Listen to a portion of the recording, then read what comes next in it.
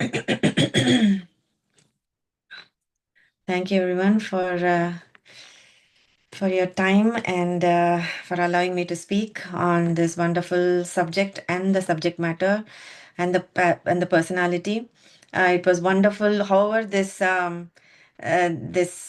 presentation turned out. I had a really good time preparing for it. I just wanted to do a disclaimer on that, and.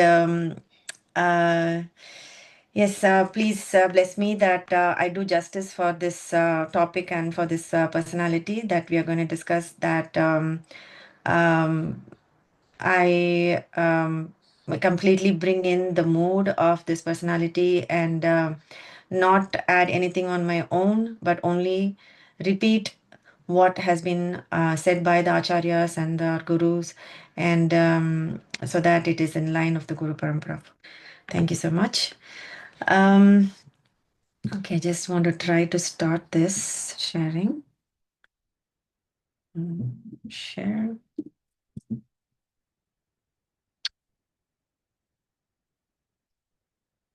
Okay.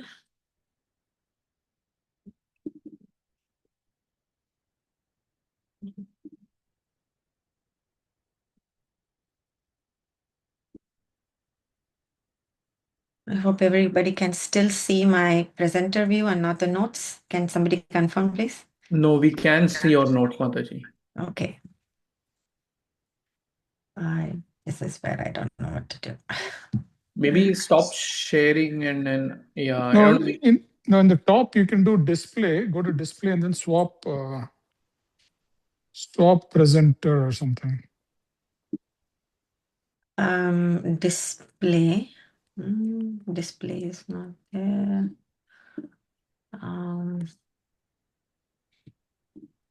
Let me try this view.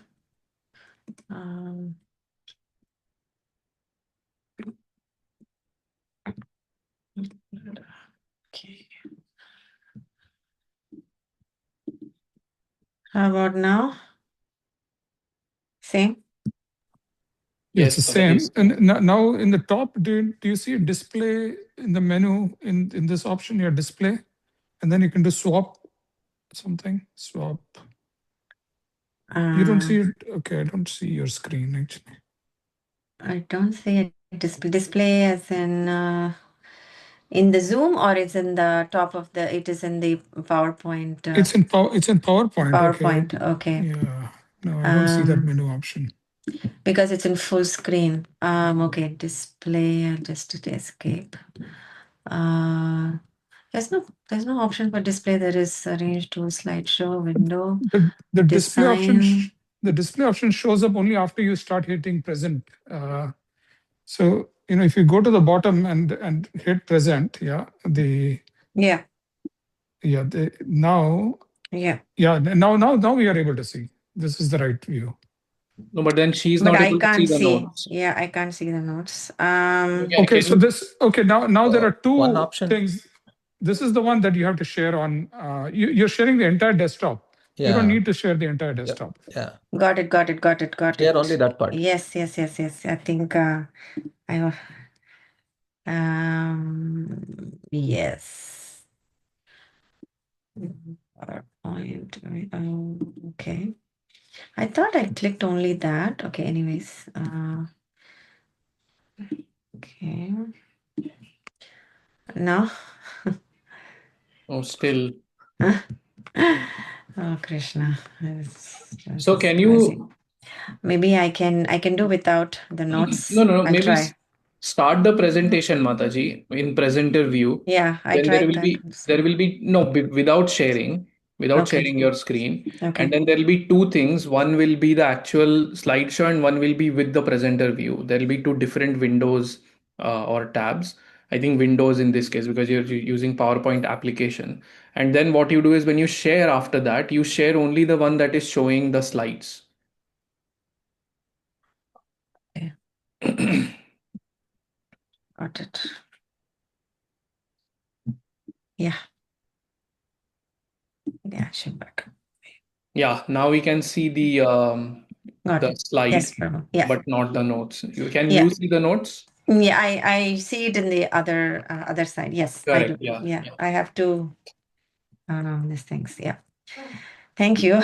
We've gotten over that hurdle. Thank you so much for everybody for helping me with that. So today's topic is Sarva Upakaraka, a Vaishnava who works for everyone's benefit. So I just want to kind of unpack this, the English translation, at least the benefit, right? So what is the benefit? A benefit is something that produces good, helpful, or advantageous results, promoting well-being or profit. Right? Any business, any any amount of transaction or any kind of interaction. What is the benefit for me? Which is good, helpful, advantageous, for my own good, like well-being and stuff. But what is benefit in spiritual sense? Right? Meaning, it means to bring one closer to the Lord by engaging one's virtues, which are good characteristics, and transforming or purifying one's vices, which means not so good characteristics. So, with this meaning of benefit, um, so the sole purpose is to bring one closer to the Lord. Let's get into who am I trying to portray in this? So who are the characteristics or people or personalities who comes to your mind who thinks about everyone's benefit all the time? So to just to help you with the thing, I'm going to run by some clues to see if anybody has any thoughts about who this personality is. You can say it. Okay, they are Srila Prabhupada is a great guess, Mataji. But can I just okay, hold on to that thought, Nupur. I'm a universal figure. So I'm going to give clues and then you can keep guessing. I uplifted all types of people from sage to sinners. So both Srila Prabhupada and Narada Muni actually falls into this category. But let's see if anybody has anything to say. I have compassion for the soul, which means not so much for the body, but the soul. I have no personal agenda. Most importantly, I use different strategies for different people, which makes me an ultimate teacher with a fly-in impact. So yes, Mataji, you had a great guess. But this is also from Bhagavatam. So although Chaitanya Mahaprabhu, is a great preacher of Bhagavatam, he is, the incarnation of both Radharani and Krishna together. And this is specifically to the pastimes related to, mentioned in Bhagavatam. So the right answer is Drum rolls. drum roll. Going 1, 2, 3, and Nupur is the winner. Well, actually, all guesses are winners. You will see towards the end how this is so. So no hard feelings for anyone, I hope. But yes, so we are going to focus mainly on Narada Muni. So who benefited from Narada Muni? Right? Narada Muni helped kings like Chitraketu, right? Prachinabhari, sages like Vyasadeva, demons, Kamsa, demoniac actually, hunter and bandit, like we're going to see about Valmiki and Mrigari, animals, pretty much, he didn't save an animal per se as particular animal, but then in the evolution of the pastime, he actually worked for everyone's benefit, including the animals. Kids, as we know, Dhruva and Prahlad. The big day is coming Thursday for Prahlad. Maharaj's the Nrsimha's appearance day. And yakshas, like we're going to see sons of Kuvera. So pretty much in all aspects, it's not just human beings, it's not just, even under human beings, it's not just the affluent people like kings. They go from humans, ordinary human beings, to hunters, to bandits, to kings, sages, and then demons, demoniac people, animals, kids, and yakshas. So with that, we'll get into right into the pastime. Um, so, so I was thinking how to present such an extraordinary personality. How do I make justice for his work, for his contribution, for his presence in the Srimad Bhagavatam, and in my limited, brain that I have, I thought that if I could, and also the brain that I have for as a teacher, I thought that I can focus on some of his teaching strategies that he did. So, what are some of the teaching strategies in Narad Muni's pedagogy? Is through chastisement, through use of metaphor or allegory, leveraging material ambitions, direct philosophical reasoning, oral instruction, personal testimony, punishment. That is not supposed to be there. Cosmic catalyst. We'll see what that is. And transformation through inquiry and compassionate correction. So first 7 are directly from Bhagavatam. And I added 8, 9, 10. If we have time, we can go through those as well, because they are very profound, very important transformations that he did, that he impacted on the people's lives. So excuse me. First, we'll go through the first pedagogy or the teaching strategy is chastisement. Oops. Okay. So this is the conversation between Vyasadeva and Narada Muni, taken from Canto 1, Chapter 5. So I would like to request, if possible, so I have tried to put them in, as dialogue format, so that it's easy for us to follow also, because there are so many pastimes. It's not just one pastime and when I read it, but there are so many pastimes that we are going to cover. So I thought the dialogue would actually go much faster also, and more assimilation also might happen. So I just want one volunteer for to be Narada Muni throughout all the pastimes. And the other reader can change between characters, like sometimes it's Vyasadeva, sometimes it's somebody else in another pastime. So who can help me be the Narada Muni to read in all the different teaching strategies? Perfect. Is it VCP or Manjari Gopi? But whoever it is, thank you. Thank you. And for this particular pastime, who wants to be the great sage Vyasadev? It's just one line in this. Any volunteers for Vyasadev? I can be Vyasa. Okay. So both of you can have your unmute on, and you can go ahead and read it. Narad Muni first. Manjari Gopi, sorry. Sorry, Mataji, yes. Okay, sure. Oh, Vyas, are you satisfied by identifying with the body or the mind as objects of self-realization? But I have described dharma, artha, kama, and moksha. Why is that insufficient?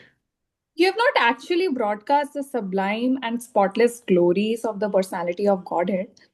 That philosophy, which does not satisfy the transcendental senses of the Lord, is considered worthless.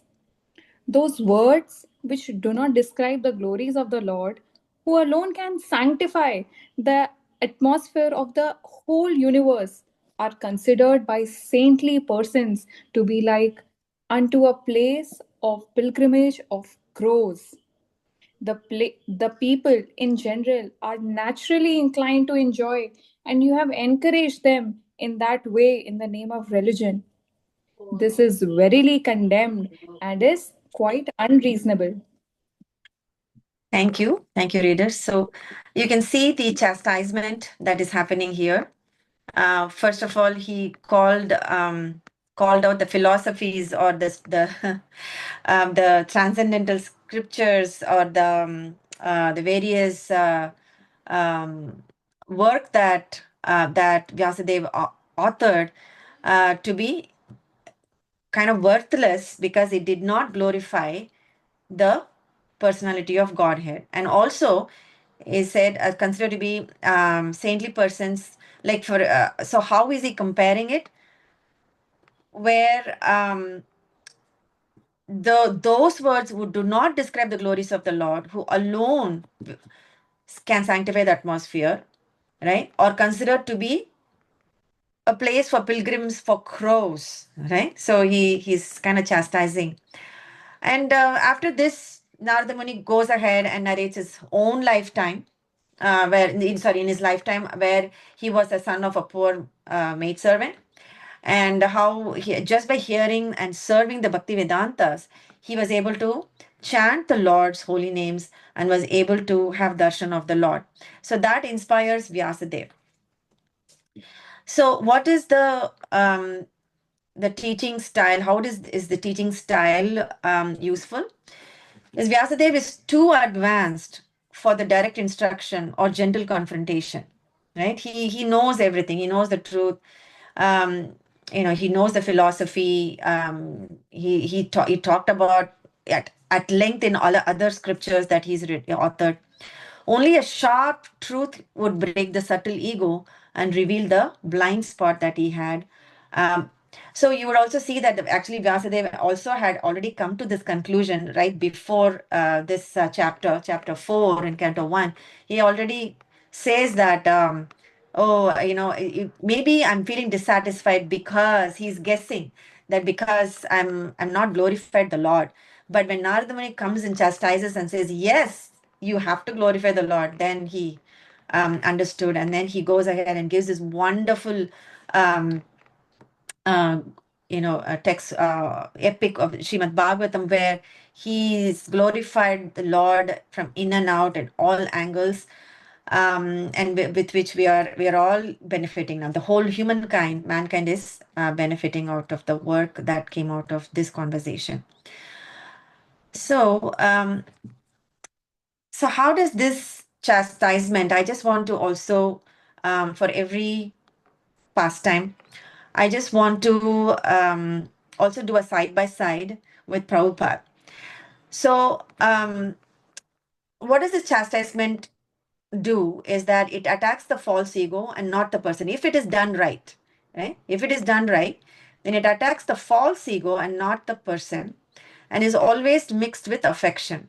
So, in the life of Srila Prabhupada, I just want to quote, two disciples of Srila Prabhupada, Hayagriva Das and Tamal Krishna Goswami, who, so Hayagriva Das sometimes brought speculative ideas to discussions, for which Srila Prabhupada would challenge him that do not manufacture ideas or do not do mental speculation, right? This is a direct chastisement right there. And Tamal Krishna Goswami sometimes received strong chastisement for over management. So he was the leader of the Sankirtan party, and there were so many complaints that were coming at some point, and so Tamal Krishna Maharaj, was confronted, and Prabhupada, he chastised him and saying, now you stop doing whatever you're doing and go to China. So that was kind of, but then the China also, it was an empowerment. Of course, when a person like Prabhupada does that, it does it with mixed with affection and to slash the ego, not actually the person. So even though it might be a temporary stop for the Sankirtan party from Tamal Krishna Goswami, but he actually, moved on to China, realized his mistake, and then, glorify and spread the Krishna consciousness in China. So which was again a huge victory. So I just want to ask all of you, in what way did the chastisement you received in early childhood has shaped your perspective now? Any thoughts, like any chastisement from anybody, like teachers, your father, mother, uncle, aunt, any kind of chastisement? Yes, Lekha. Hare Krishna Mataji. Hare Krishna. Yeah, it's a very interesting question. For me, I had a lot of savior complex even as a kid. So I've received chastisement from even when I just started my Krishna consciousness journey. That okay, like you don't have to act like Krishna. Like you don't have to act like, oh, Krishna is dependent on you to like, fix these things or save these things. Uh, and that actually altered a lot of my thought process and even the way I act. And it let me stop being engaged on a lot of like external activities, but travel very internally, which actually like put me in a much better position than I am right now. While externally it might look like, oh, it's my duty to help everyone who's in peril, sometimes you might not be the best person to help them out. You might actually like make that situation worse. So that was a realization I got, and so that saved me from my savior complex to an extent. Wow, amazing. Nice. Yeah. Yeah, I see that in you as well. You try to go out of the way to help people as yeah. Thank you for sharing. Thank you, Yes. Mataji. Yes. Anybody else? I can say something from my childhood is that yes, Prabhu, Krishna Prabhu, I think much better than mine. No, why don't you go ahead, Mataji, first, and you finish, and then I can go. Mine is very small, but yes, I will go ahead. Okay. So when I was so my mom would actually ask me to get a cup of coffee or water or something to my dad, who from the kitchen to the we call it veranda, where in the entrance there is a sit out, and my dad usually reads newspaper in the morning.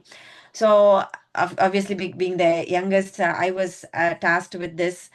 And so I had trouble with my, fine motor skills. Apparently, I didn't know the name back then, but so invariably the coffee would spill, or a little bit by when I walk from the kitchen to the veranda. So my dad would always chastise me.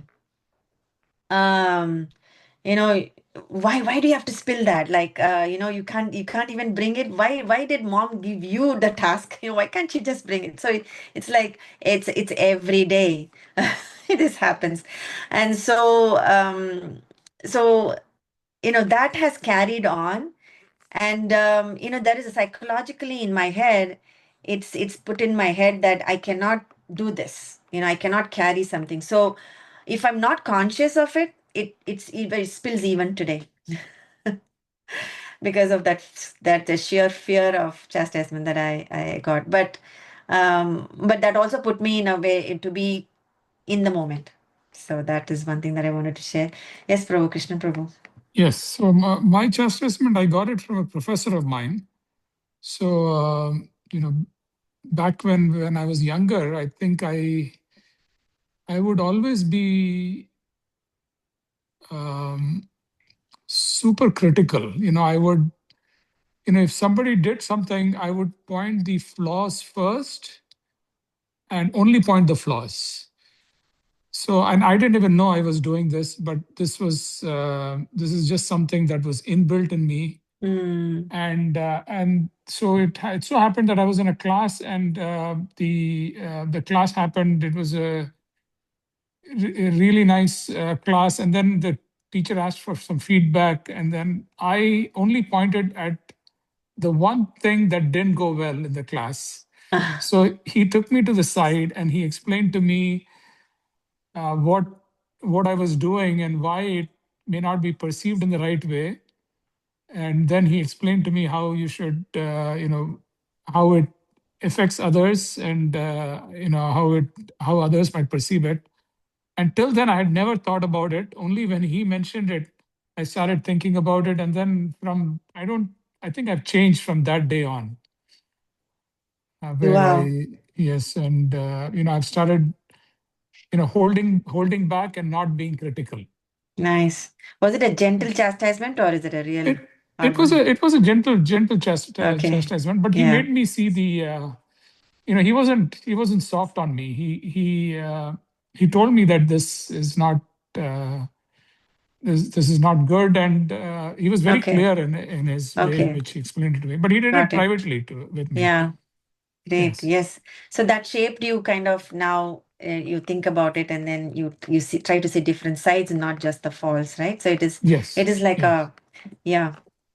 like a direct hit on like being a mirror sometimes Yes. to see what we are doing. Thank you, Prabhu. Thank you for sharing. Let's move on to the next one, which is use of. So next teaching strategy is the use of metaphor or allegories. Is a great pastime about Narada Muni instructing King Prachinabhari. So a little bit a backstory before we start reading is that King Prachinabhari, after sending his sons Prachetas to go to tapas like penance, he got caught up in doing sacrifices, like endless sacrifices. And these are not just sacrifices that we do, like 1 hour fire yagya, do mantra and stuff. It's not like that. It's like killing animals, right? Like devastations. And these ceremonies are for not for the welfare of everybody. It's for him, for to bring him fame, to bring him some heavenly rewards. And his whole life revolved pretty much around those yagyas and pujas and mantras and tantras, like Maharaj says. And and and he thought that this is it. This is by doing this, I'm following the religious principles. So that was his mode of like operating in this world, is through doing all these yagyas in an elaborate way by killing and sacrificing the animals. So there were so many animals it's like a whole field full of animals, skeletal bodies and in different formations of decaying. So it was a very ghastly sight when Narada Muni arrived there.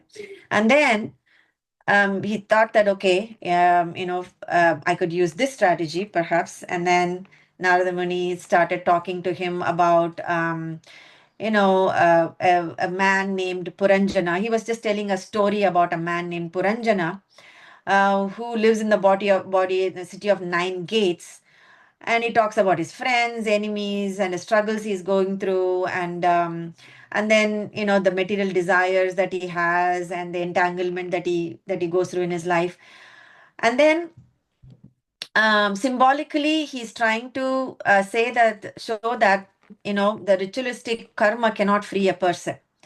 So with this in mind, after he tells the entire chapter of about the story of Puranjana with all these metaphors, so this is what King Prachinabhari says. So before we do that, can I get a volunteer for Prachinabhari while Manjari Gopi is still, or you are still the Narada Muni, right? Yes, Mataji. Okay, great. Can I get a volunteer for? Okay, Nopur. Okay. So go ahead. So first is King Prachinabhari, and then there is conversation between them. So this is the backstory. Yeah. O revered sage, though your words are profound, I cannot grasp their full meaning. My mind is absorbed in fruitive works and sacrifices. Please enlighten me further.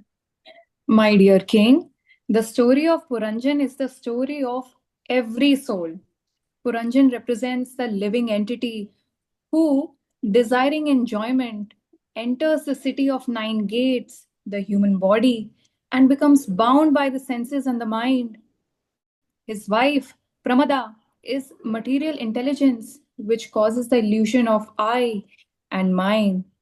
Through her, the soul becomes entangled in worldly pleasures and pains. Then what is the purpose of all my sacrifices and duties? Are they not pleasing to the Lord? Sacrifices performed for material gain bind one to karma. The animals you have sacrificed await you after death, desiring retribution. True sacrifice is compassion and devotion, offering the heart to the Supreme, not the bodies of others. The Lord is the unknown friend, Avignata, dwelling within all beings. When the soul turns toward Him, He transcends the city of illusion. How can one escape this entanglement? By hearing and chanting the glories of the Lord, by serving devotees, and by renouncing the false identification with the body, the living entity must awaken to his eternal relationship with the Supreme Personality of Godhead. Just as Puranjan suffered due to ignorance, so does every soul until he realizes that the body is temporary and the Lord alone is eternal.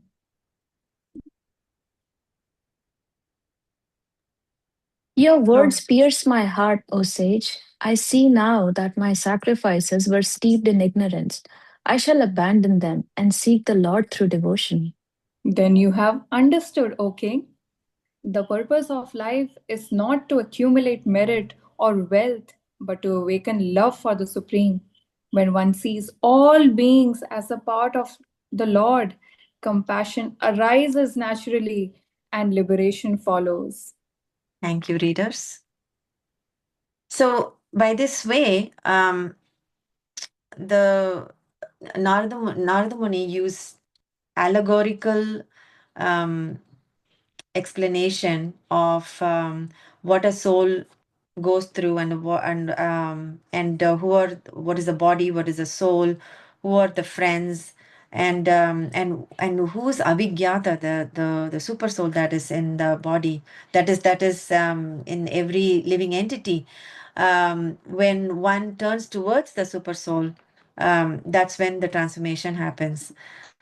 So, when people are absorbed in ritual and sense gratification, direct philosophical instruction often fails to penetrate, right? So, when they were doing yagyas and pujas, and we see so many people doing, intense penance and austerities, and doing this puja for this demigod and that yagya, and even in our own Krishna conscious society, we see a lot of these practices are happening, but not so much for sense gratification, but mainly for protection, for welfare of the family or something.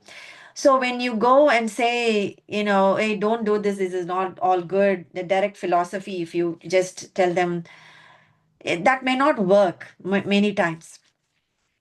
So Narada allowed the king to see his own condition reflected in the tale without direct confrontation. So he realized, oh, that Puranjana is actually me. So he realizes, and then he's like, oh, okay, so that is what it is. So he connects all those allegorical elements that he puts in the form of a story, and then he realizes that. So this narrative strategy softened the king's ego and opened his heart to transformation. So side by side with Prabhupada. So the allegory, so what's the purpose of allegory? Is to allows correction without confrontation, of course, which we saw just now. And allegory also creates a narrative that carries the philosophy emotionally. For example, in many purports, we've seen Prabhupada use the analogies like sun and the sunshine, right, to denote the Krishna and his energies, right? The finger and the body, the soul's relationship with Krishna, right? And watering the root of the tree, which means to find the essence of everything. Like if you focus on the essence, naturally the rest of the parts of the tree gets nourished. So like this, when we put them in analogies, we are able to remember them much clearer. Any such analogies that come to your mind that Prabhupada often quotes, or hear from any of the acharyas, that you remember? The frog who's trying to Yes. understand how big the ocean is. Yes, yes, very, very nice. Yes. That just instantly just drives the point, right? When we think about the analogy, oh, yes, just like that. You don't have to actually think about what they said or how it was done. What did he say about this? What did he say about that? But when you just know, okay, the sun and the sunshine, or the frog boiling the ocean, or the watering the root of the tree, you understand, okay, what is the root? What are the branches? What are the leaves? You understand kind of metaphorically. Yeah, that was it. Anyway, that I was just going to ask. Do you remember any analogies or short stories that you still carry with you? Any other context also, if anybody wants to reflect? The Yes, body and Prabhu. the dress. The body and the dress, the compassion for the soul must be the compassion must be for the soul, not for the body. It's like actually saving the dress of a drowning man, right? Yes, very good. The car and the driver. There's so many. I mean, Yeah, the car and the driver. But in general, I'm just asking about in general, like in Oh, our sorry. life also. Yeah. Yes, Prabhu, Jagannath Gopal Prabhu. You mean, so actually, I didn't have examples of analogies in daily life, but I just wanted to say, Ishwar Gaurang Prabhu, I think he wrote a book on analogies used by Srila Prabhupada. Okay. Yeah. Okay, that'll be Yeah. awesome. Anyway, I just wanted to share that. Okay. Yes. Thank you, Prabhu. Yeah. It's good to have that in the back pocket, I guess. Anybody for any analogies, anything that somebody said that you still carry with you? I remember one. So well, I was planning to say this anyway. It's not that I remember just now. Um, so when this was told by my friend when I was in my fifth grade, is that she was telling a story about an ant. And she was saying that, the ant was just going behind another ant. You know how the ants go in the line. And one ant was telling to another ant, I'm just sick and tired of these humans, stepping on us and then killing us. See how many people, how many of us are dead, by these people.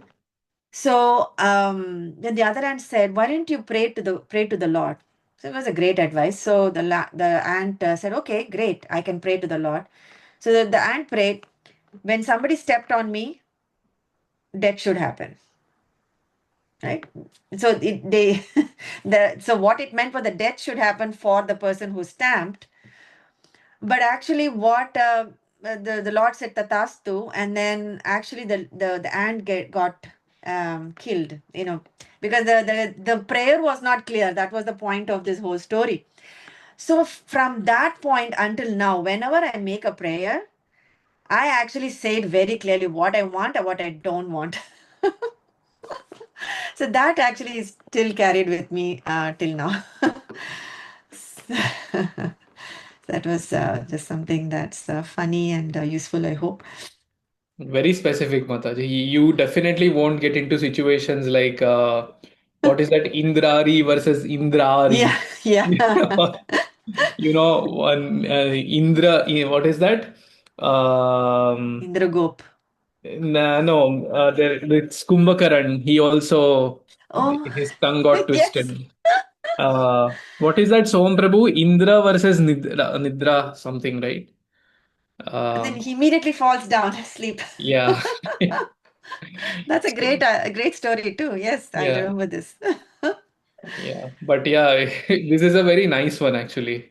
Very great example of how this shaped up. Yeah. Yeah, thank you. Thank you. Yeah. Okay, so moving on, unless if somebody has something, you can raise your hands and I'll come back to this. So the next strategy is leveraging material ambition. So you can all see it's Narada Muni instructing Dhruva Maharaj in Canto 4, chapters 8, 9, and 12. So just a backstory, as you all know very well about the Dhruva story, but it's my pleasure to keep repeating the story of Dhruva. because it's very inspiring. In Dhruva, he was burning with hurt, a lot of hurt, after his stepmother insults him because of climbing and staying on his father Uttanapada's lap.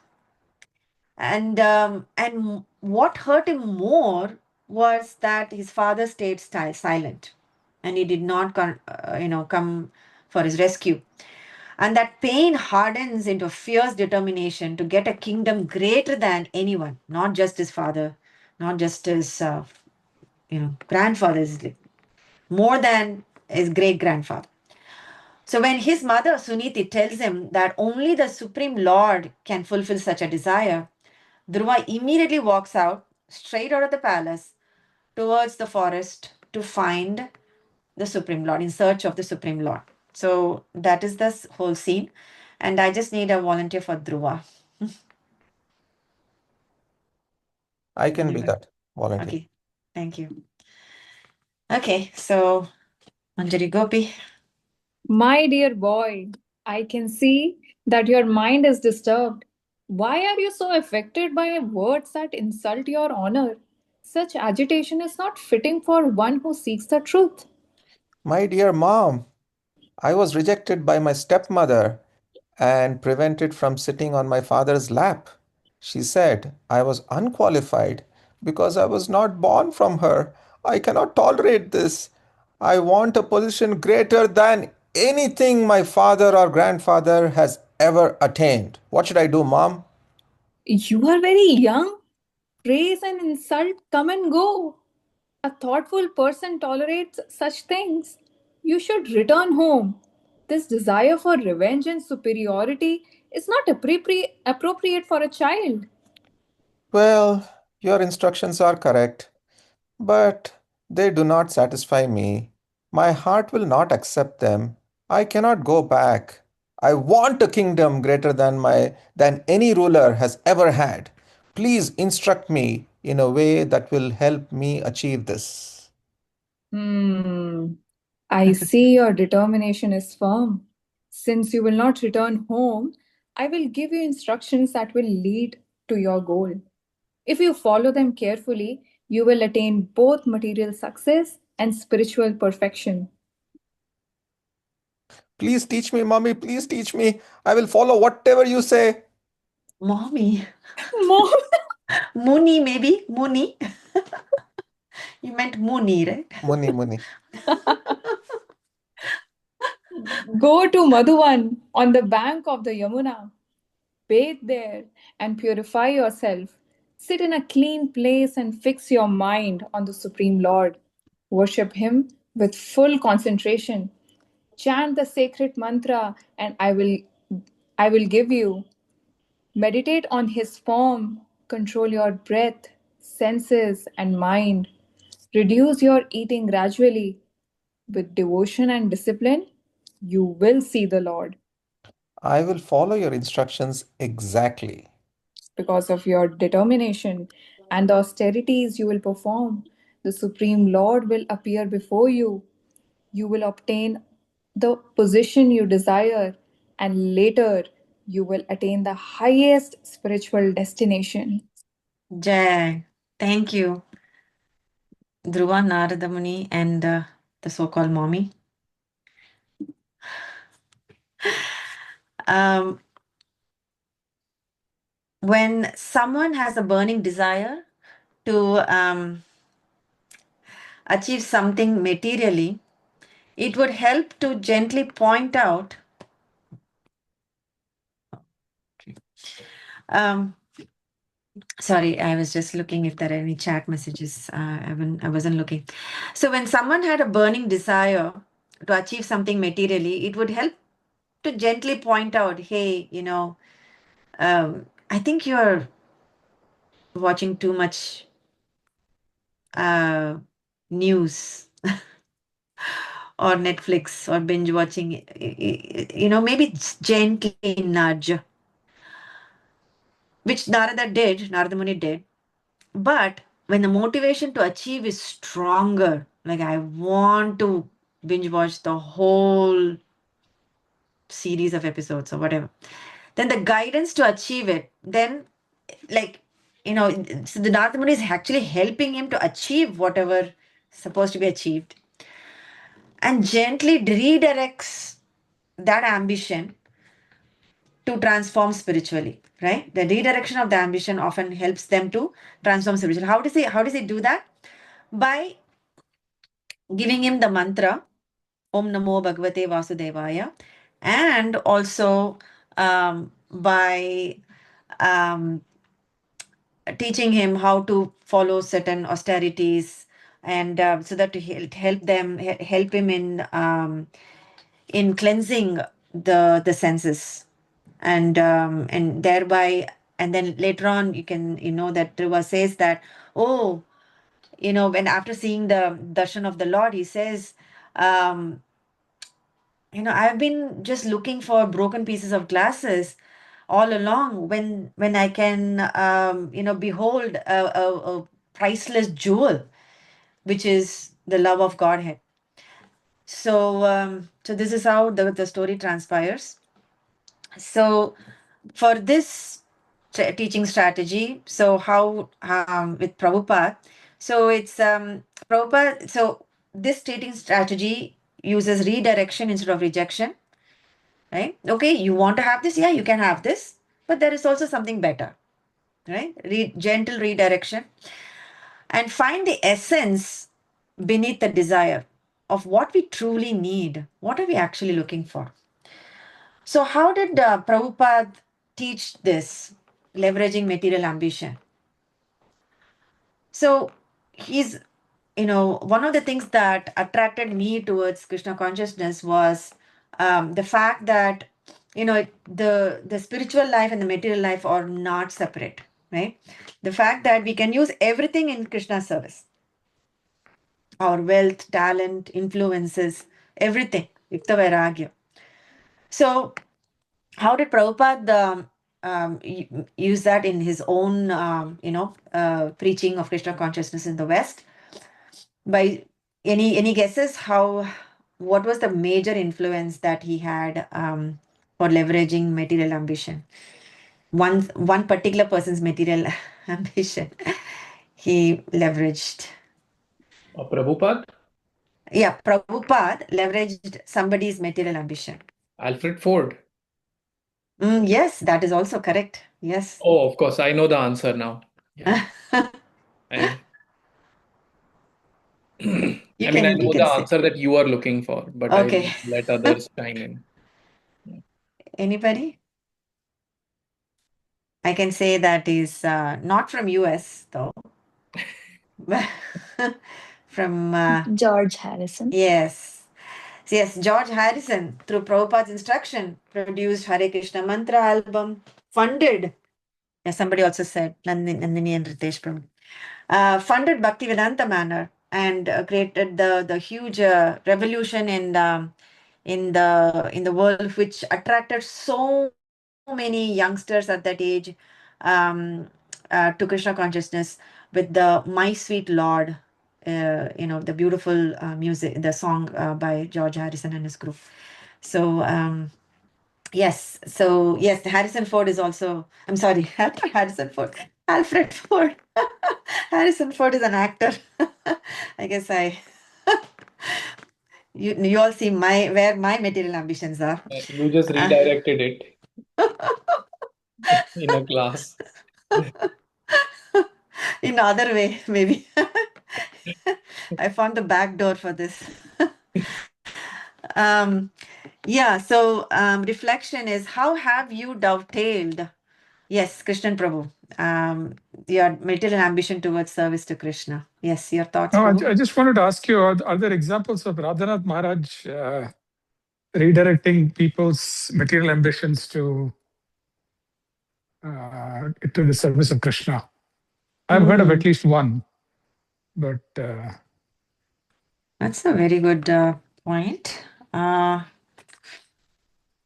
You can say who that is, maybe.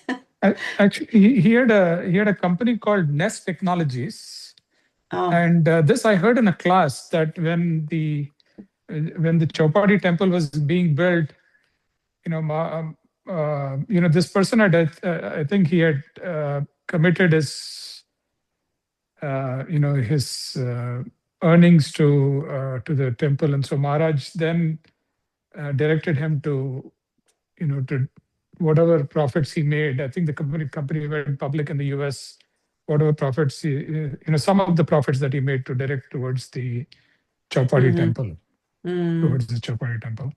Yeah, we know so many personalities like that, right? Like Krishna Yes. Chandra Prabhu, Mafatlal, Yes. Ambani. I don't know if Ambani can be a good example or not. Piramal. Piramals, yes. yes. So yeah, those examples, yeah, definitely. Thank you, Prabhu. Thank you for highlighting that. Yeah, it's a great point, actually. Sorry, you had asked a question before I interrupted you. Sorry. No.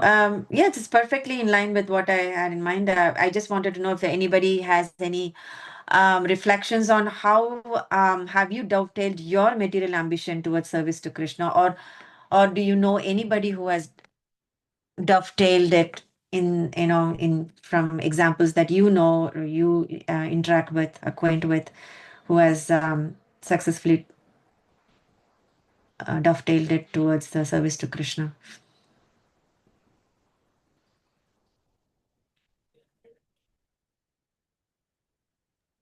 So this is an example that I had heard.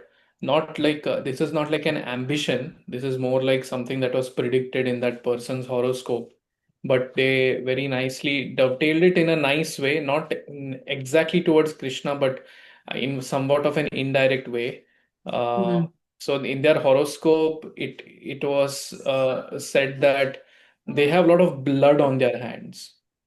They are supposed to have a lot of blood on their hands, basically. Like बहुत खून था उनके horoscope में. And then the parents were worried actually during the childhood, oh, this kind of a prediction has come, what to do and everything. But then I guess this boy, he made very good choices, and then he became an encounter specialist with the Mumbai police. Oh, Yeah. wow. So yeah, so that is something. One example. I mean, for Wow. me personally, also, I have liked public speaking since childhood. Not childhood, teenage, I guess. And Got then it. by Krishna's mercy, by devotees' mercy, I have some opportunity for that within bhakti also, so which helps Yes, me nourish my. definitely. Yeah. I mean, we can see that we are all recipients of of of that talent, the skills that you have very beautifully dovetailed it towards Krishna's service. Thank you. So going to the next.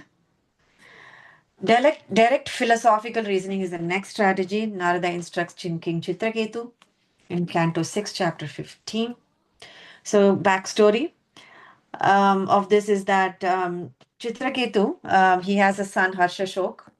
After a long long tapas, he has the son. And not going too much into details because the pastime is so big, but I just want to just give a brief intro onto the pastime itself. Is that this Chitraketu is drowning in grief because his only son was poisoned and he has just died, and he's completely shattered, and Chitraketu is become completely inconsolable. So the whole palace is chaotic. It's they're all lamenting, and Chitraketu is stuck in that pain. And this is the time Narada Muni and Angira Muni enters, and in hopes of uplifting him. So I just need one volunteer for Chitraketu, being Chitraketu. Anyone who has not read before, maybe? I can read. Oh, thank you, Mataji. Sman Mataji. Yes. O revered sage, my heart is shattered. My only son is gone, and with him my joy. Why has fate dealt me such cruelty? O king, your grief arises from thinking, this child is mine. But tell me, in how many lives have you had sons, wives, and families? And in how many lives have they vanished again?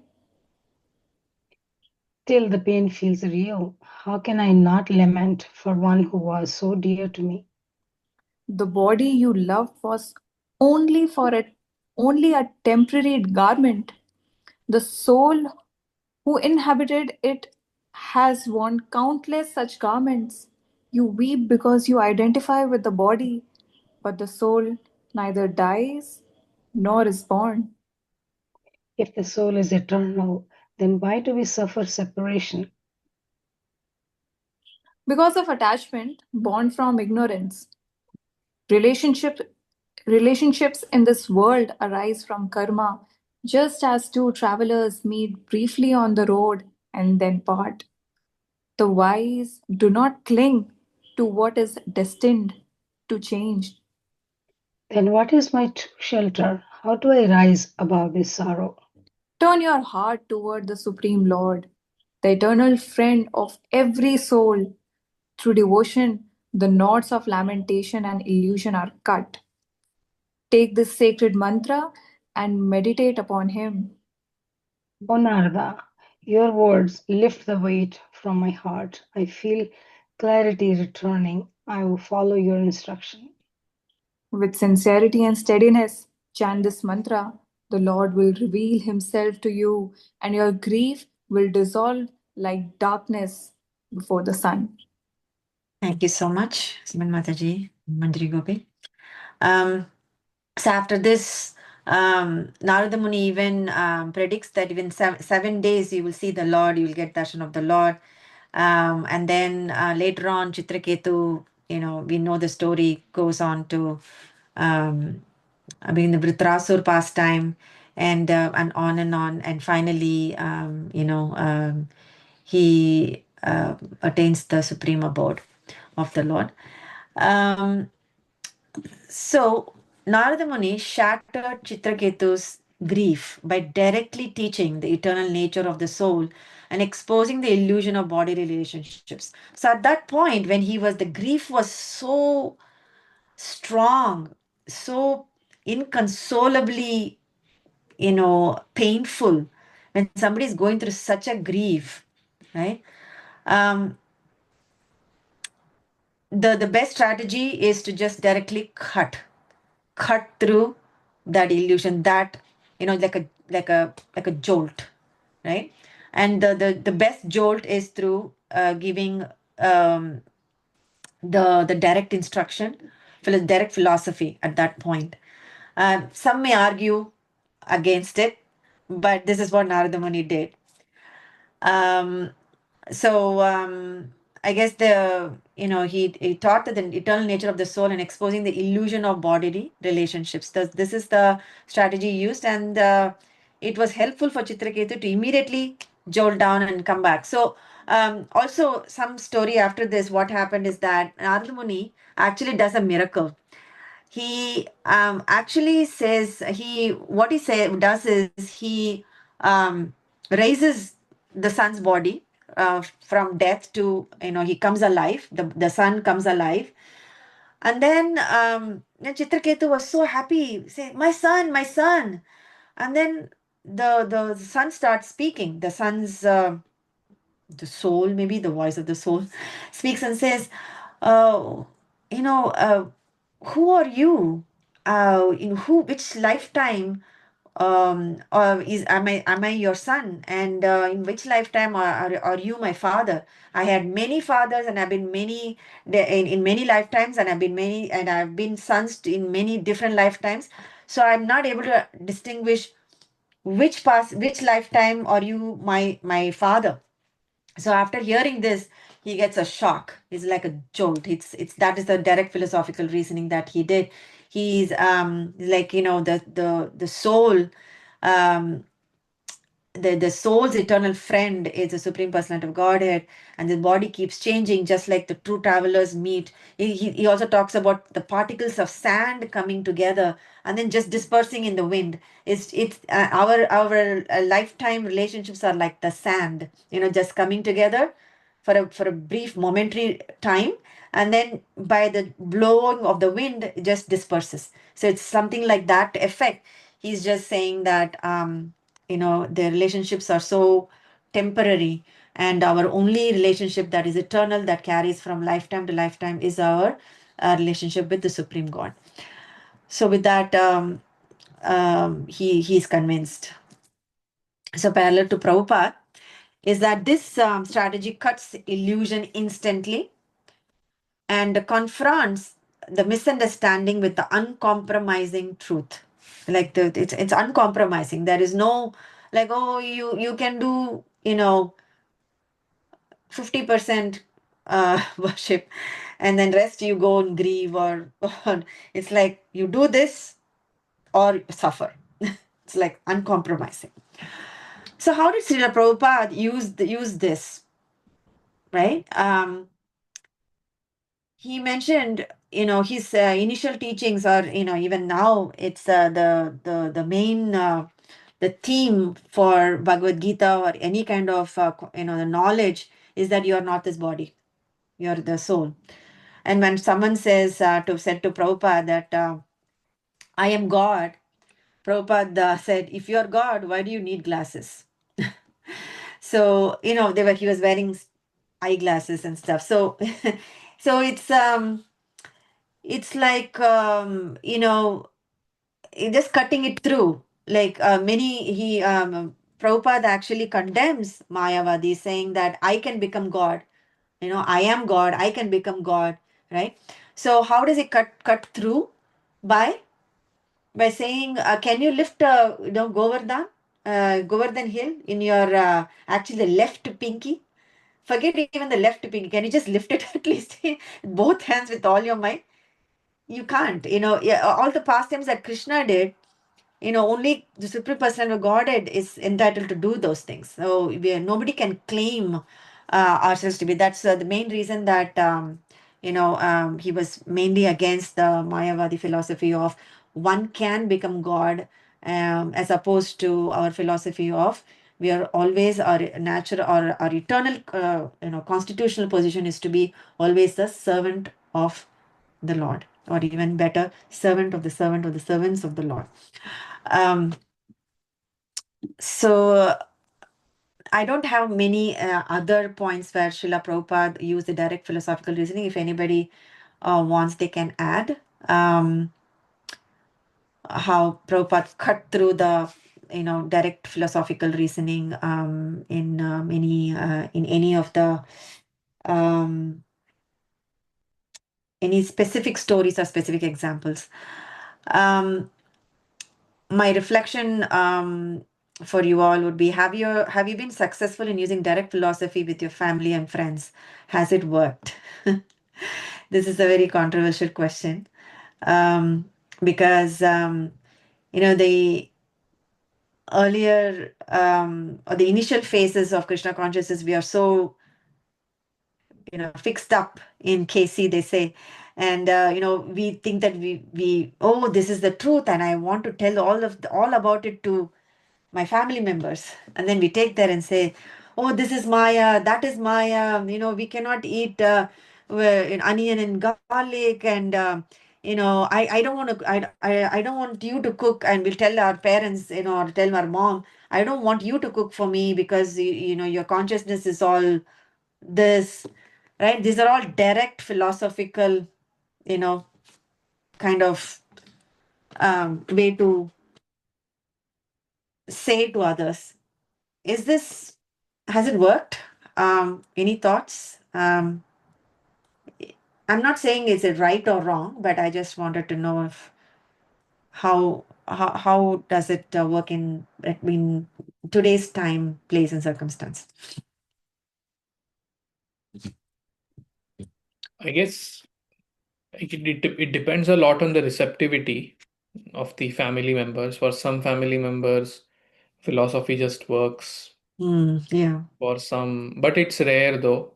It's rare. yeah, But for most family members, I guess philosophy doesn't work. I mean, the fact yeah, that we are preaching itself doesn't work for them. yeah, yeah. So, yeah.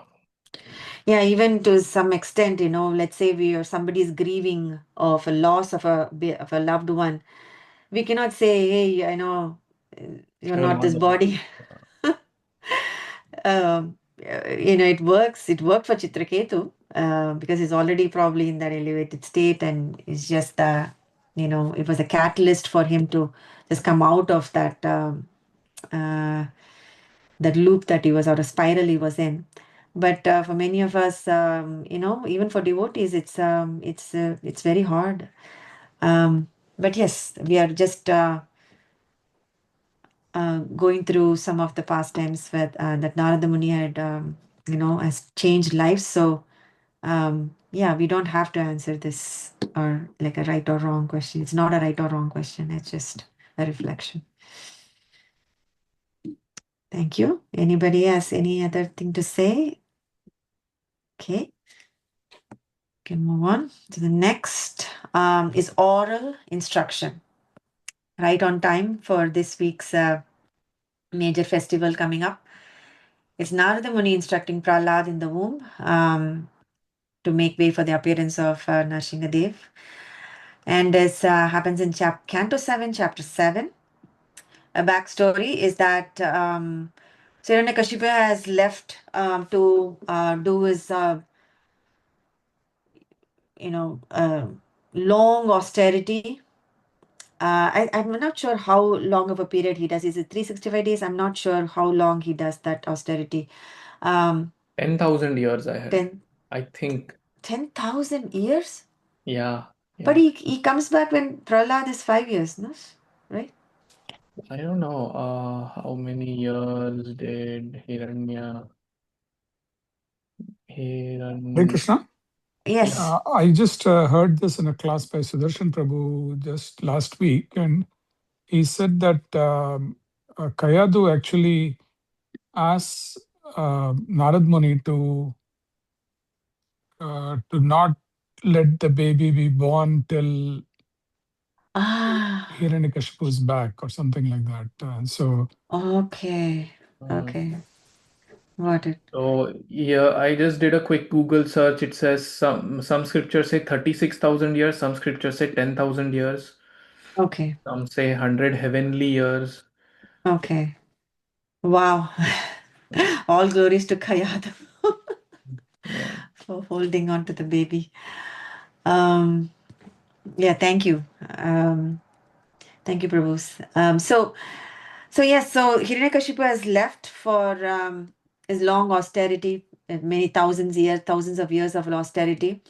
And in the meantime, um, the city which was once Hiranyakashipu was ruling over the city, um, now was suddenly the leader has gone to off to to do perform tapas.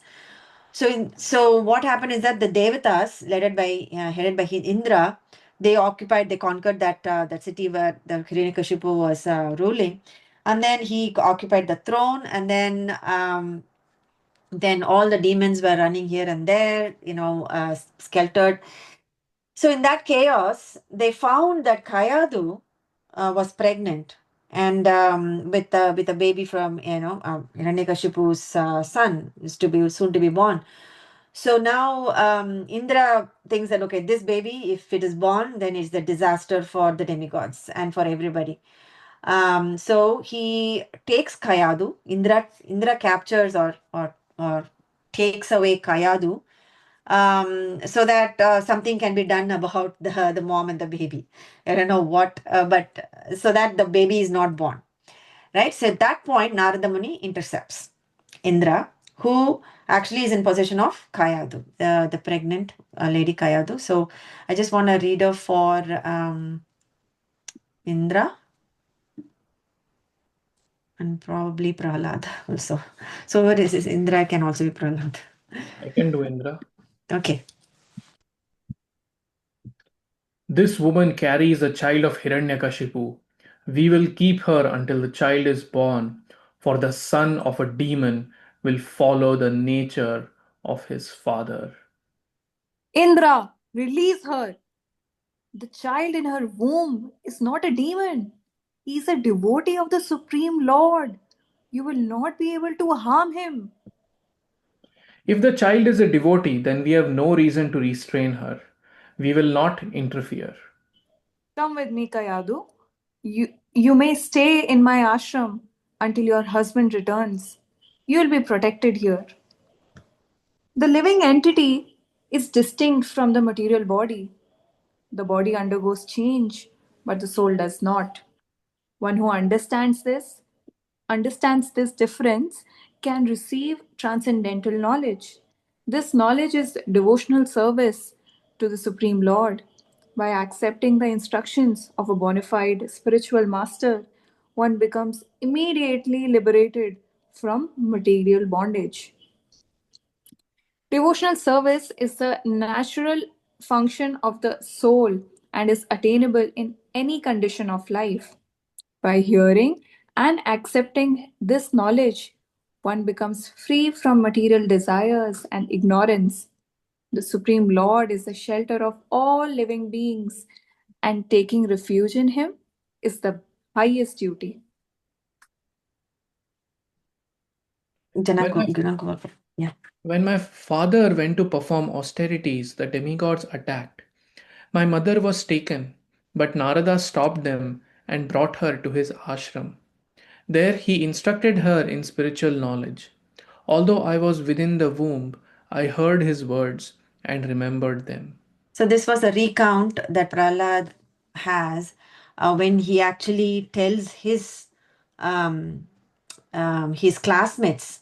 He was actually, preaching to classmates about Supreme Personality of Godhead, how he's the eternal friend for everyone, and everybody should pray to him and chant the holy names of the Lord.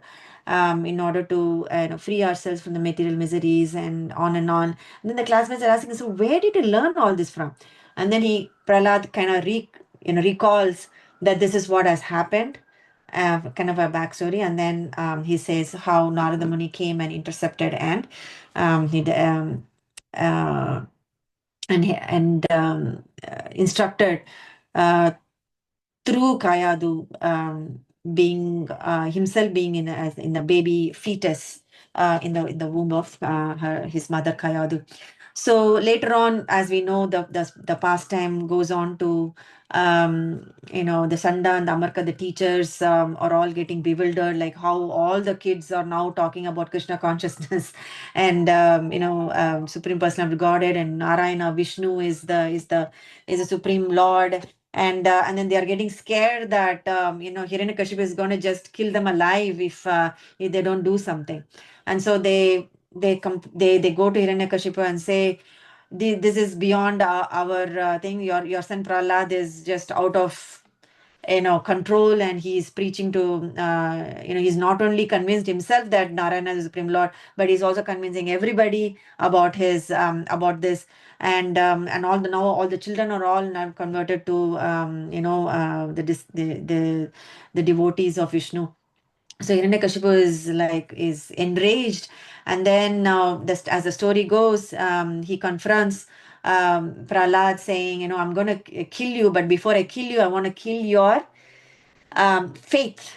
And how do I kill your faith um, is to have Vishnu appear before me, and so that I can actually get rid of him, so that that I am the supreme person and not Vishnu. So he hits the pillar, and out comes Nrsimhadev Bhagwan ki jai. He's going to appear again this Thursday, and then of course Nrsimhadev is all powerful. It's like the battle between a elephant and the ant, so to speak, in comparison. And so Hiranyakashipu is meets with his death, and then the story goes on to saying, Prahlad singing praises for the Lord, and for coming. And the Lord also is in complete love with Prahlad, how in his simple mind, he was just his faith was unshakable for all the atrocities that his father did to kill him. Um, so Narada Muni awakened Prahlad's devotion by saturating him with pure spiritual sound, absorbed through the years, even before birth, right? So how does it translate with the Prabhupada? Is that hearing is the foundation of Bhakti Yoga. It works even if one doesn't consciously listen. So Prabhupada repeatedly uses sound vibration, chanting, speaking, reading, singing, right? So the Hare Krishna Mahamantra is the primary teaching tool. The Harinam Sankirtan he did in Tompkins Square Park. And now, even now, they resonate, the subway stations here in New York resonate the Harinam Sankirtan happening every day in the subway stations. And also Prabhupada promoted the daily hearing of Srimad Bhagavatam as part of that morning program. So all this is Shravanam, oral instruction. If one hears without every day without fail, is it enough to grow spiritually? So just for the sake of time, and pretty much I have just a few more, but the next ones are going to be pretty fast. I just want to emphasize this point that what I was trying to ask here is that just simply hearing every day, um, in my personal experience, it was just checking a checkbox for me, like, okay, today's hearing is done.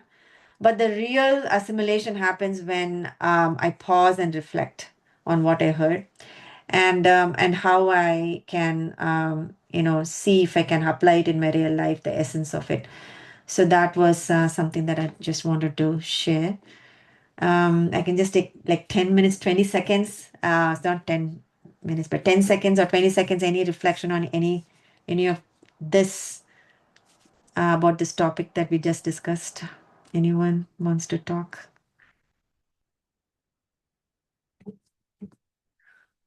Okay. So moving on. So this is the next one is the punishment. Narada Muni curses the son of Kuvera, Manigriva Nala Kuvera, Canto 10, Chapter 10. Manjari Gopi, you want to read this? Because this is like a narration. It's not Narada Muni or anyone, but maybe I can just go ahead and read if it's okay. I can read, Mataji. Okay, sure. Thanks, ma'am. These two young men, Nalakuver and Manigriv, are by fortune the sons of the great demigod Kuver. But because of false prestige and madness after drinking liquor, they are so fallen that they are naked but cannot understand that they are. Therefore, because they are living like trees, for trees are naked but are not conscious, these two young men should receive the bodies of trees. This will be proper punishment. Nonetheless, after they become trees and until they are released, by my mercy, they will they will have remembrance of their past sinful activities. Moreover, by my special favor, after the expiry of 100 years by the measurement of the demigods, they will be able to see the Supreme Personality of Godhead, Vasudev, face to face, and thus revive their real position as devotees. Thank you. Actually, this was spoken by Narada Muni. It was not a narration. Sorry. And thank you for reading it so beautifully. So Narada Muni's punishment or curse was sharp, right? But compassionate. Why? Because he used punishment as purification. He doesn't punish to harm, but he did to reform. So he was not just merely, it was not out of that his ego was attacked, thinking that how come they are not offering obeisances when I'm coming. It was not from that place. It was from the place where, okay, they're actually proud of their beautiful bodies, and they are not even aware they are that they don't have even clothes on them. So, the best is to just let them, realize that mistake. And then eventually also there is a benediction after this, after the long period of suffering, there is also a benediction that he gives, that they'll be meeting the Lord face to face. So ultimately it ends in, so if it was just pure, you know, punishment, then there would be no compassion at all. But Narada Muni was compassionate. And then at the end, there was a benediction as well. So how Prabhupada deals with, use punishment as a teaching strategy is removing harmful freedom. So the freedom, how he thought that, Prabhupada, when there were a lot of freedom he gave for the initial devotees, and especially Brahmanand Prabhu. This was all, it's all taken from the Vanipedia and other websites. So, and Brahmananda Prabhu, one of Prabhupada's earliest and most trusted disciples, was once removed from his GBC position due to mismanagement and internal conflict. And also, Kirtananda Swami openly disobeyed Prabhupada in 1967. So Prabhupada expelled him from the movement temporarily and forbade him from preaching until he reformed. So, and Sudama Swami struggled with personal issues. Prabhupada revoked his sannyasa privileges and instructed him to stay in one place and follow basic sadhana.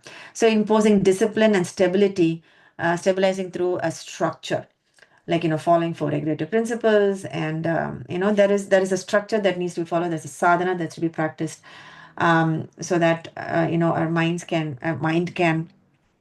um, be not within a circle of safety. And so that's why the punishment, it was used as a strategy. Does punishing work? Does it create resentment even if it is done with good intentions? It's just a thought or reflections. We can just ponder over it. If anybody has any quick thoughts, we can discuss. Definitely, it does create. Resentment. Okay. Yeah, Yeah. resentment. Yeah, but it takes some time for one to realize that, oh, this was actually for my good. Yeah. Correct. Because not at that moment it may feel like, oh, I was ostracized, or I was uh, disgraced in front of my peers, or in front of an assembly. But then later on, yeah, we realized that, oh, that was good for me actually. Yeah. So over a period of time, it kind of pays off if the intention behind the punishment was good, was done through compassion. Yes. The next one is as being a cosmic catalyst. Narada Muni is usually very famous, to be called as Kalaha Priya, right? So it was it's such a misunderstanding of the personality actually.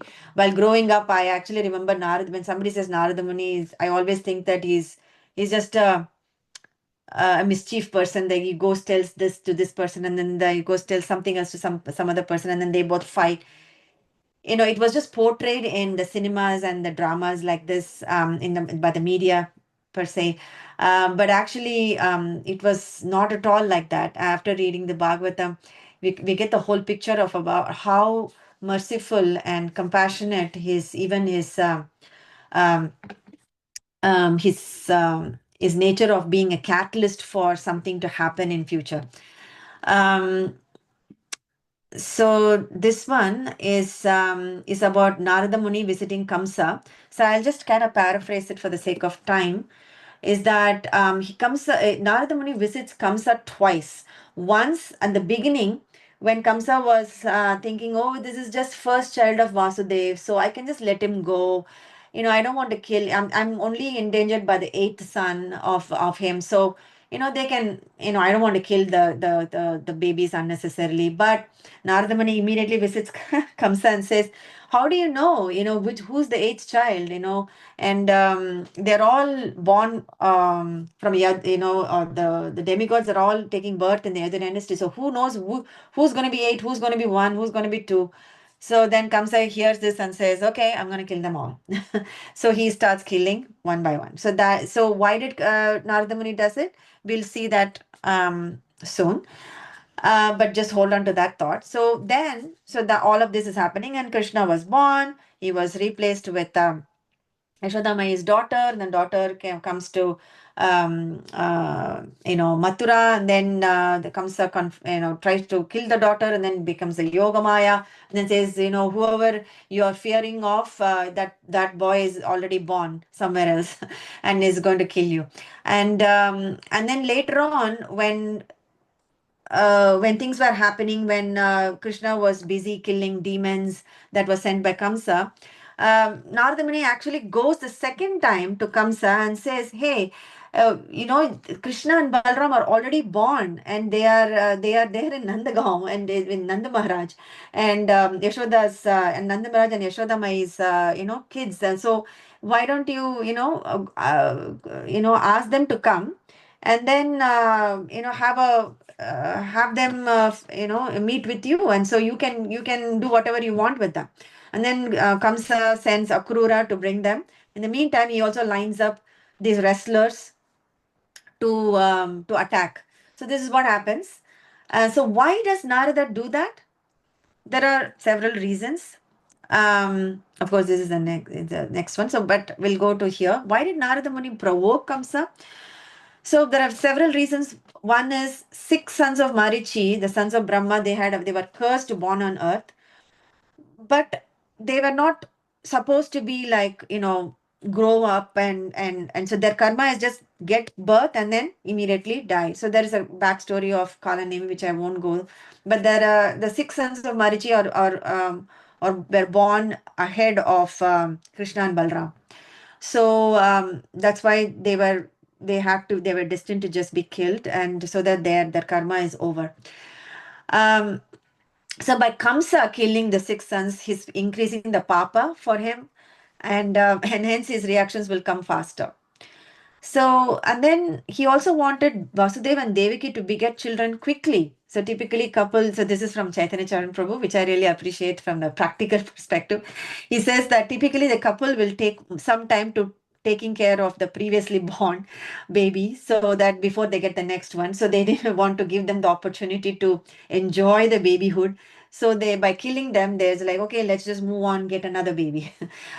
So something like that effect. And finally, I just added this one because I thought that, Narada Muni always thinking good for everyone, right? Everyone, including the demoniac as well. Narada Muni had compassion even for demoniac person like Kamsa, so that he may be killed by Krishna and eventually be liberated. So that is also part of the plan. So that was being a cosmic catalyst. I have no reflection for Prabhupada for this one, because Prabhupada was not a cosmic catalyst, but yeah, I don't know. The next one is transformation to inquiry. So this was not, so till then it was all Bhagavatam. The next two, we'll see Valmiki and Mrigari. After that, we'll wrap it up. Is transformation through inquiry. Narada Muni instructs Valmiki. Narada, so I will just read it as it's just bullet points. Narada allowed himself to be stopped by a bandit called Ratnakar. Narada asked, will your family share the sin of your actions? So what Ratnakar has done is, he robs people, he kills animals, and he mercilessly, and then he robs the people and then he kills them also. So he's like a pretty much uh, a murderer. And then he was actually about to actually rob Narada Muni. And then but Narada Muni, of course, he's fearless. And so he says, he asks, will your family share the sins that you're doing?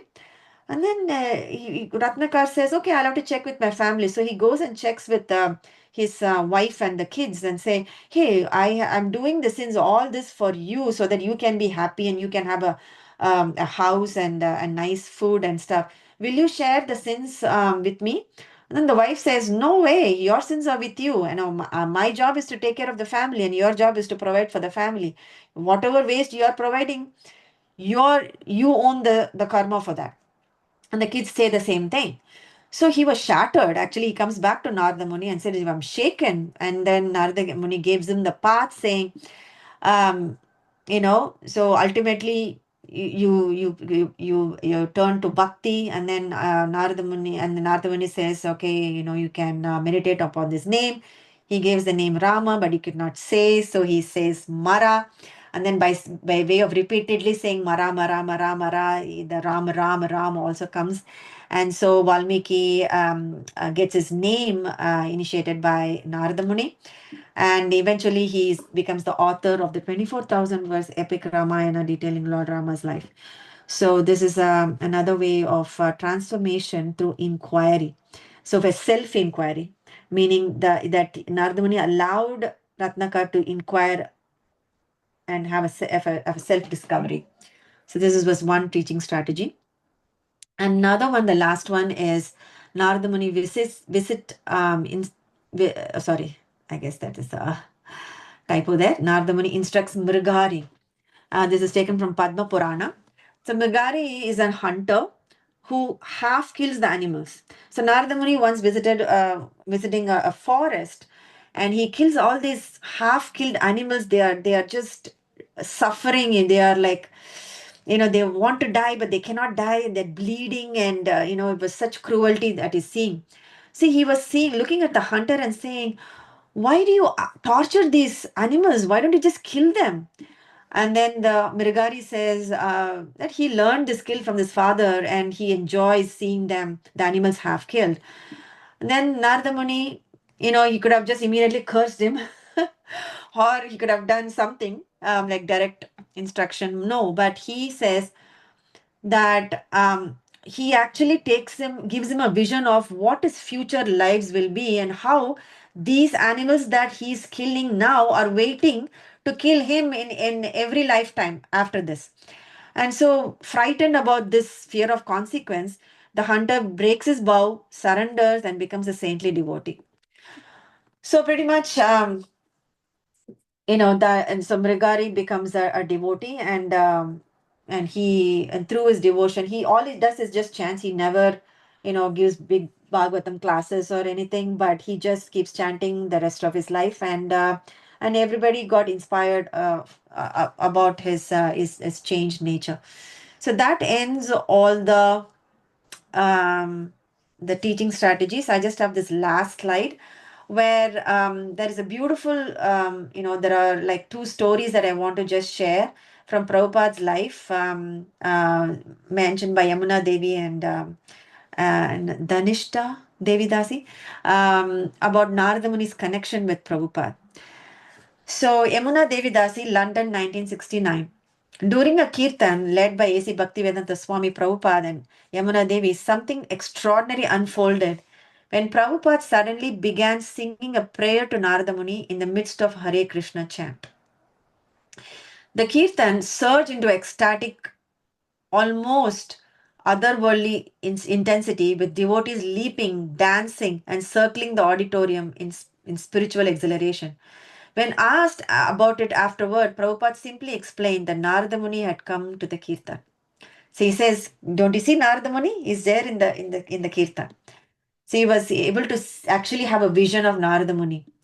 In another, Dina Dayadari Devidasi says that during an ecstatic kirtan in Los Angeles temple, Srila Prabhupada was laughing. Afterwards, the devotee asked why he had been laughing, and Prabhupada said, "I was laughing to see Narada Muni." The devotee said, "Narada Muni?" "Yes, Narada Muni was there." "What was Narada Muni doing?" Prabhupada said, "He was laughing." "Why was he laughing?" "He was laughing when he saw the Malechas and Chandalas dancing and chanting Hare Krishna." So he was like they were direct encounter. And just a final thing is that in the London, the Bury place, temple, Prabhupada told devotees to put a small asana on the altar for Narada Muni because he was attending the kirtanas. Jai. So with that, I'd like to conclude. Um, and thank you all for your opportunity, especially Jagannath Gopal Prabhu and Gautama Prabhu for giving me this opportunity to talk about the glories of Narada Muni in respect to this particular quality of Sarva Upakara, a Vaishnava that works for everyone's benefit. I hope I have done justice to this uh, to this topic, and please forgive me if there are any mistakes or any things that I've overseen. There are many countless pastimes. I just want to add that, but I could only fit this much in this small, short period of time. Hare Krishna. Thank Thank you. you so much, Mataji. This was amazing. You were able to cover all your points, right? Yeah, That's great. That's great. Yeah, I yeah, mean, um, yeah, it was like, in cricket, sometimes there are some batsmen who start slow and then after that they start hitting, and then batsmen who come and start hitting first, then they play more defense, and there are some batsmen who come and then from the beginning itself they are consistently hitting boundaries and yeah. going on consistently focused. This class was like that, consistently you were keeping everyone engaged and coming up Okay, with wonderful points. That first slide was very nice actually. Narad Muni's pedagogy. Uh, okay. yeah, it was wonderful. Thank you so much for all the research, and this is such an Thank you. interesting study. This can easily turn into an article.